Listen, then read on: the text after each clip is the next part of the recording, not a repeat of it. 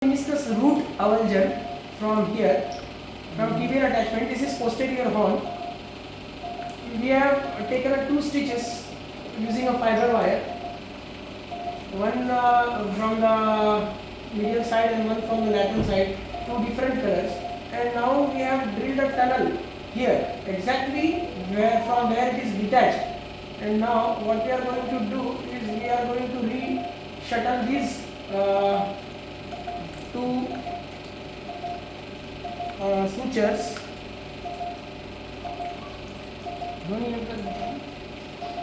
करू stop Like this, नहीं चालू हो गया. Like this,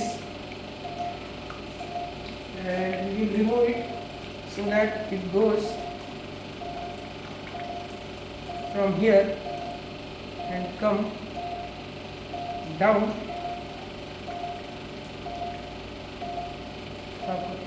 here like this.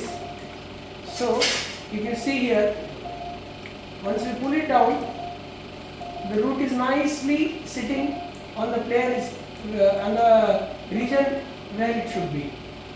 So while probing,